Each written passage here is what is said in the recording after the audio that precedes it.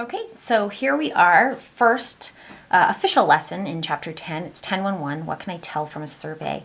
And we're first going to just review Venn diagrams and then go into the new stuff. It says in chapter 4, you determined whether there was an association between numerical variables and how to describe that association. You studied the numerical variables of distance from a wall, forearm length, points scored in basketball, and number of pizza toppings, among others. But data is often collected in categories instead. Categorical data includes your gender, what courses you're taking, what type of shoe you're wearing, and what brand of hamburger you prefer, anything that cannot be graphed on a number line. Categorical data is often collected from surveys. Probability can be used to help detect whether there is an association between categorical variables. Probability has uses far beyond its origins in games of chance. Before determining probabilities, it is important to organize the information into non-overlapping or mutually exclusive events. In the past, you may have used Venn diagrams for this purpose. A Venn diagram showing the relationship of two events, two sets of data, A and B, is illustrated at the right. So we have the overlapping section here where both A and B are true. We have this section where only A is true, a section where only B is true, and then on the outside of those overlapping circles is the area where neither A nor B is true. FAM is conducting a survey for the school newspaper. He surveyed 175 students at his school and found that 28 students had new Pi phones, 44 had a laptop, and 110 students had neither. Draw a Venn diagram to represent this data and use the given information to figure out how many students are represented in each region. So you'll notice that I've just sketched one here, just a generic rectangle with two overlapping circles. But what I need to do is I need to label them. So first of all, my two answers to the question were either Pi phone or laptop. And the one number that I can fill in right away is the 110, because those are the people who had neither.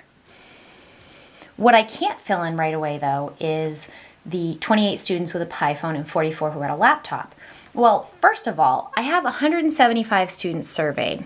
And if I take away the 110 in the neither category, I should have 65 students represented in those circles.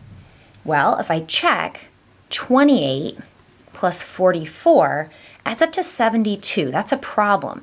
I shouldn't have 72 kids. I should only have 65. So that means there's an overlap. There's an overlap of 7. Those 7 are the ones that are going to go here in the middle. Those 7 students own both a Pi phone and a laptop. Well, now I need to look at the whole circle. Total kids who own a Pi phone is 28. Well, 7 of them are here. That means the other 21 are here. Laptops, there's 44 students with a laptop. If 7 of them are here, the other 37 have to be here. If you want, and it's always a good idea to double check, you can add together 21, 7, 37, and 110 should add up to 175. Next question, how many students have Pi phones or laptops?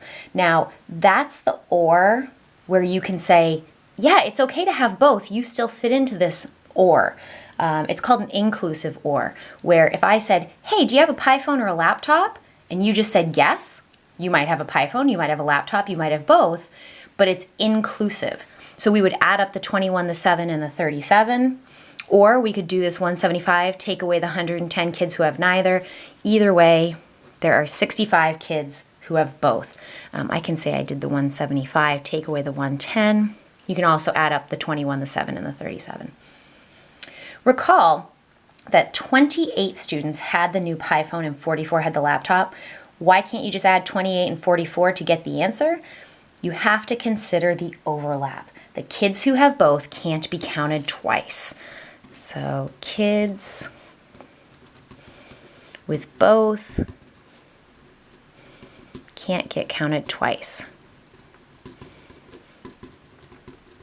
Those kids that own both, they're in the 28, they're also in the 44, so that 7 would get double counted. You'd have an answer that was too high.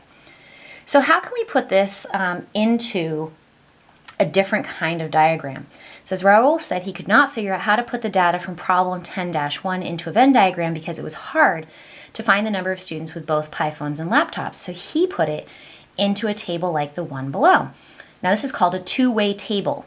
It can be read two ways, vertically and horizontally.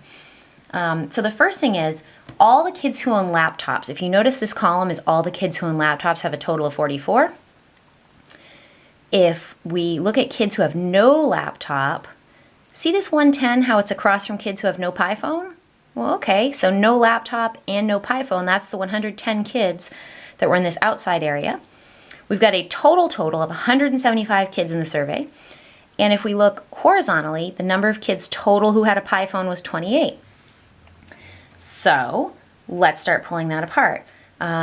This row, we don't know what the total is, but we could figure it out. We could say 28 plus blank has to equal 175. Well, the difference there is 147. Well, if we've got this difference, now we could go across. We can also say 44 kids who own a laptop plus the kids who do not own a laptop has to add up to 175. So we could finish this vertically and say the total no laptop kids has got to be 131. And now we can just start filling in.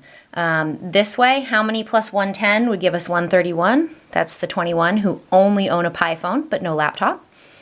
If we go across, this number here is the 37 kids who have no Pi phone, but they do have a laptop. And then last but not least here, it has to work in both directions. Blank plus 21 is 27. Blank plus 37 has to equal 44. That's your 7. Those are your kids that own both in the double overlap.